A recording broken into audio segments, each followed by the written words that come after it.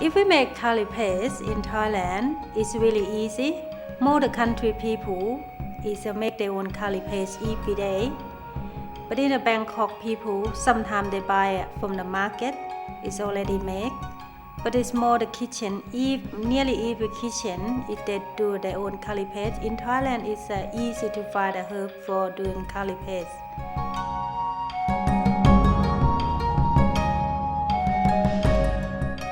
You'll need a mortar and pestle for this recipe. If you don't have one, a small blender will do the job. You'll also need a variety of spices and vegetables that you may only be able to get from your local Asian grocer or market.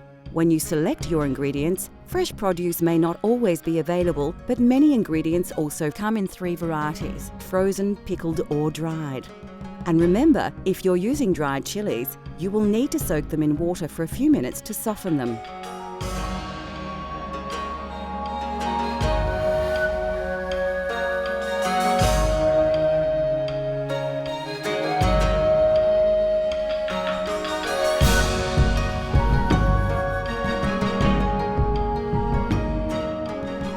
Firstly, finely slice your lemongrass stalk. Take care to cut it as small as possible so it grinds well in the mortar and pestle. Do the same with the galangal, again slicing as finely. Depending on the size of your root, you may not need it all. Add about a teaspoon to your mortar. Chop the krachai into small pieces. We are using krachai that is frozen, so it's quite soft now that it's thawed. If you have access to fresh, you may need to chop in finer. Carefully slice the zest off the kaffir lime, then dice it finely. You don't need to use the whole lime peel, about 2/3 is fine. If you don't have a kaffir lime, you can use finely diced kaffir lime leaves. Add your chilies to the mortar and then use your pestle to grind and pound the ingredients into a coarse paste. This will take some time, and if you are sensitive to chilies, your eyes may water a little. Keep working the paste until you have a similar consistency to this, a slightly coarse but even paste with no chunks. Put your mortar aside and grab your shallot. Remove the dry skin by peeling off the outer layer. Again, finely dice the shallot to add to the mix. Next, add the peppercorns and peel and dice the garlic. Once you've added the garlic to the mortar, it's time to work the contents into the paste. It's important to ensure that you have an even textured paste. If you are finding the mortar and pestle hard going, you can use a small blender to save time and your arm. Once you have a smooth paste, add the shrimp paste. Work it into the mix with the pestle. You can use a spoon to keep the paste off the sides of the mortar. Once it's well mixed, you have an authentic Thai red curry paste. Transfer your paste into a dish so you can use it later. We'll use ours to make a red curry later in the show. Freshly made curry paste will keep in the fridge for about a week.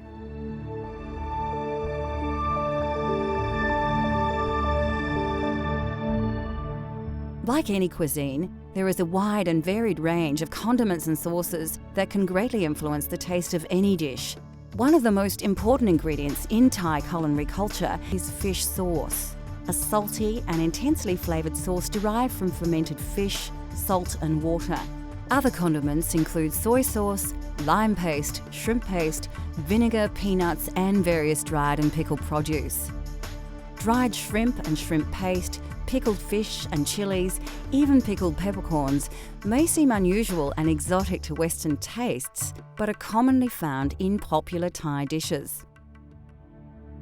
Still to come on Cultural Flavours Thailand, we spice things up with a tasty red curry, explore the mouth-watering array of Thai fruit and vegetables, and we get cooking with noodles.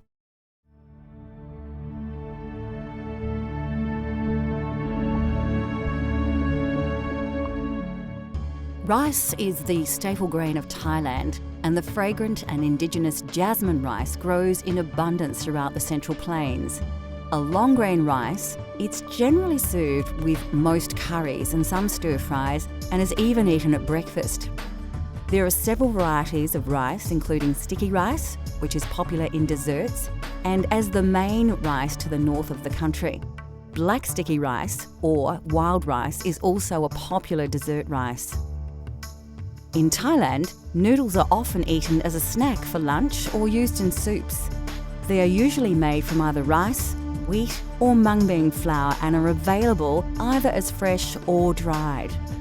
The most common are the rice noodles, which come in 3 varieties: wide and flat, thin and flat, and round and thin, which are known as vermicelli in the West.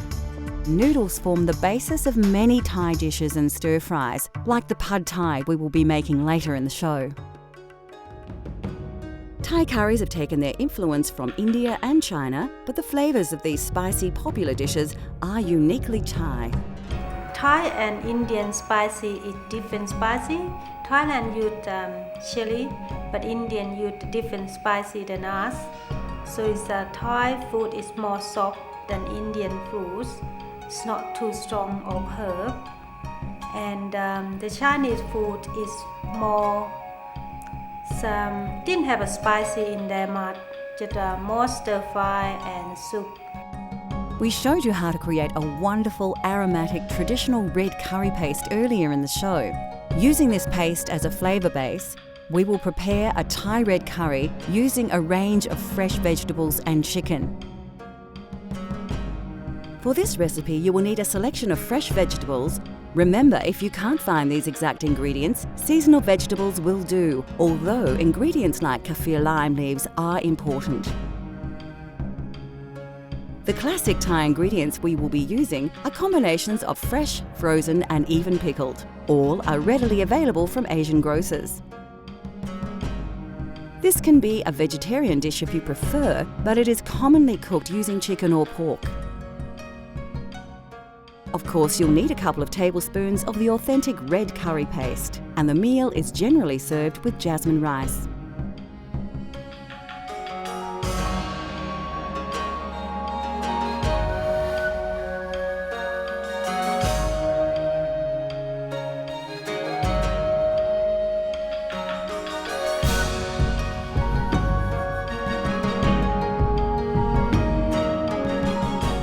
Firstly, you'll need to prepare all your ingredients. Slice the snake beans, not too finely, into about 3 centimetre or 1.5 inch lengths. The capsicum needs to be cut lengthways, taking long slivers off the edges while avoiding the seeds at the core of the pepper. Then dice these slices, like so. Having peeled your carrot, slice it so it can cook quickly but still retain its texture. You can put all these vegetables into a bowl as they'll be used together. Strip the string from the snow peas and slice them once or twice. Chop the cauliflower into coarse chunks and do the same with the eggplant.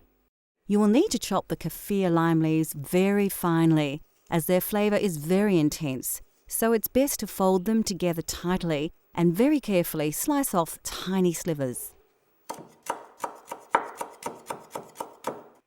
Add the bamboo shoots and karachai to your mix.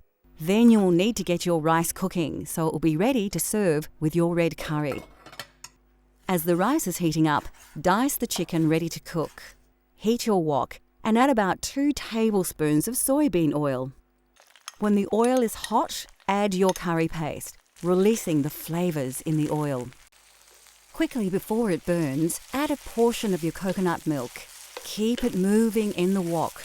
When you have worked the curry paste and coconut milk together, add the chicken and combine it with the paste. Once fully coated, you can add more coconut milk and stir the mix together. It's a good idea to add your coconut milk in stages. Although it does reduce, the milk is the best way to control the consistency of your curry, adding more if you feel the dish is too dry. You can now add the lid to the wok and cook on a low heat until the chicken is cooked through. Now add 4 tablespoons of sugar and 2 tablespoons of fish sauce and stir through before adding the vegetables you prepared earlier. You can add the diced vegetables all at once, but ensure you stir them thoroughly. Return the lid and simmer, steaming the vegetables for about 5 minutes. Be careful not to stew the curry, so watch the heat. We don't want to overcook the fresh vegetables. Finally, add the green pickled peppercorns and pick the leaves from your bunch of Thai basil. Mix the ingredients together quickly, as you don't want to cook the basil, just warm it enough to release its flavour into the curry. By now, your rice should be cooked and the dish is ready to be served. It is traditional in Thailand to serve the curry in one large dish and place the rice in another. Diners will then serve this into smaller bowls. So there you have it, Thai red curry with chicken and jasmine rice using an authentic, fresh, homemade red curry paste.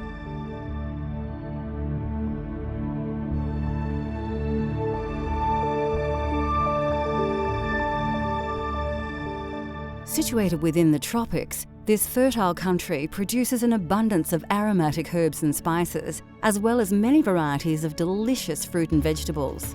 It is, therefore, not surprising that Thais have developed a cuisine that rivals any in terms of variety and diversity.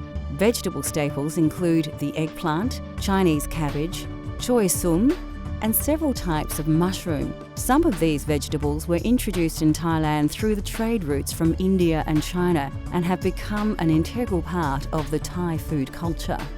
Bean sprouts are also often added to various dishes.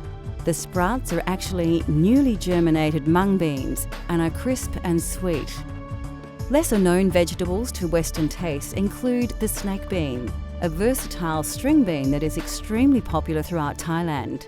Like many vegetables, the snake bean has various names from different regions, and you may find them referred to as asparagus beans, long podded cowpeas, and the Chinese long bean, as well as the Indian-style eggplant. Thailand has its own eggplant varieties.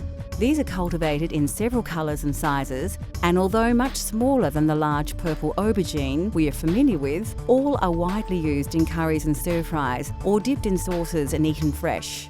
Spring onion, chives and mint are commonly added to lap, a sour salad with meat and chilli, or simply used as a garnish. Thai cuisine often features shallots, which are similar to onions but are considered to have a sweeter, milder flavour. Of course, another quintessential Asian ingredient, which is prominent in Thai cooking, are bamboo shoots. Shoots are used fresh or pickled and are usually sliced thinly, as they can have a woody texture, especially near the pith. Next on Cultural Flavours Thailand, we fire up the wok and our taste buds as we prepare a Thai family favourite and the country's national dish. Plus, we explore the many wonderful and exotic tropical fruits of Thailand. Pad Thai is a simple, flavoursome dish that is easy to prepare, healthy to eat, and most ingredients are readily available. In Thailand, we eat a lot of Pad Thai. Some people eat it for snack and lunch, dinner, but sometimes it's evening sup, like the nighttime sup. They have an all day, all night sale, and it's more popular in the easy way to make, and it's easy to buy everywhere. Have a Pad Thai, and it's quite heavy and solid meal as well.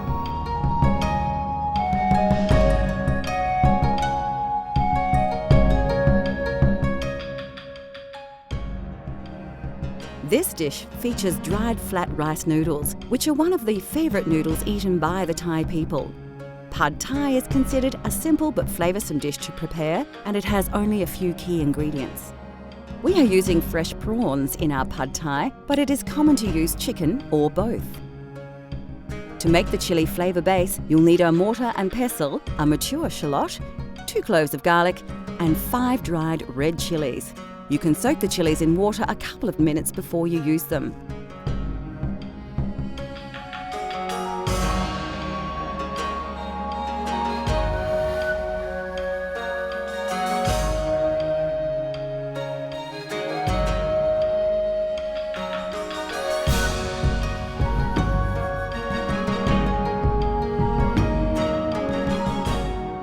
The first secret to an authentic Pad Thai is to create your chilli flavour base. Take a shallot and peel the dry skin and outer layer off. Finely chop the shallot and place it in your mortar. Peel and chop your garlic cloves and add them to the mix with the chillies. Pound and grind the ingredients in your mortar and pestle until you have a coarse paste. much like the red curry paste we prepared earlier, then put it aside to use later. Slice the garlic chives into short lengths of about 3 centimetres or 1.5 inches and place them to the side. Now it's time to fire up your wok and add the soy oil. It's a good thing to remember that Pad Thai has 2 distinct styles, a drier, lighter dish and a heavier, oilier version more popular in the West. When the oil is hot, add your chili paste you prepared earlier. Really work the paste through the hot oil so you release all those delicious flavours and aromas. Don't overcook the paste as it will burn if you leave it too long. To the chili base, crack in the eggs. It's important you don't let the eggs cook whole. So if you feel they are starting to set, give them a stir through before you add more. Blend the eggs through the chili paste and oil until they start to cook through.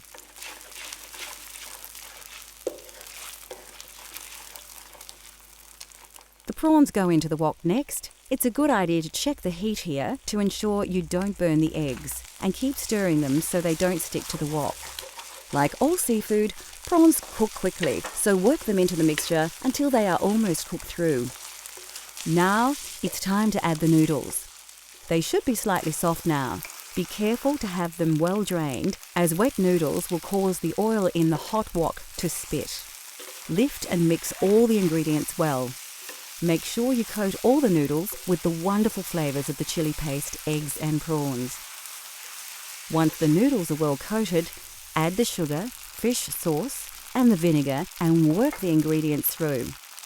It won't take long for the sugar to dissolve and for the next burst of distinct Pad Thai aromas to engulf you. When the noodles are cooked, it is an excellent time to taste your dish. You may feel you need more sugar or fish sauce to your taste. Pad Thai is served slightly sweeter in Western countries. When you are happy with the flavours, add the bean sprouts and sliced shallots, working them through the noodles. It's important not to let the dish cook too long here. We want to keep the mung bean shoots slightly crisp. Serve your noodles onto a plate and sprinkle the crushed peanuts over the dish and garnish with sprigs of fresh coriander and a piece of lime. Pad Thai is best eaten straight away before the noodles stick together. The lime can be squeezed over the dish just before eating for a delicious and refreshing, authentic Pad Thai experience.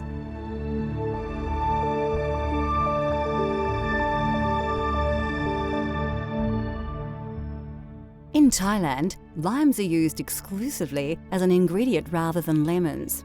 They grow easily in the tropical climate and the fruit has multiple uses. Kaffir limes are distinctively recognisable with their bumpy textured outer skin. The zest of the peel is often added to curry pastes and the fruit are sometimes thrown in whole to dishes such as tom yam. Of course, we have already mentioned coconut milk and cream. The flesh of a coconut is grated and boiled with water and strained through a cloth under pressure to produce the milk and cream so synonymous with southern Thai curries. And finally, it is customary to serve fresh fruit after a meal, and in Thailand there are many wonderful and exotic fruits to enjoy. Delicious produce to tempt already satisfied diners include such treats as large ripe papaya, the sweet and tangy mangosteen, fleshy but sweet rambutans, and many tropical delights common to that part of the world. Indigenous to India, the mango is appreciated for its juice, flavour, fragrance and colour. Green mangoes are often included in curries, relishes and soups, while ripe mangoes are eaten as they are or served with sticky rice and enjoyed as a dessert. Throughout its rich history, Thailand has taken many influences from other regions of the world, yet Thais have successfully adopted these ingredients and flavours as their own. Now that we have revealed the simple yet spectacular delights of Thai cuisine, considered by many to be exotic and mysterious, we hope that we have inspired you to explore these flavours for yourself at home, in restaurants or even abroad. Let cultural flavours take you on a gastronomic journey so you can experience the tastes of the globe at home.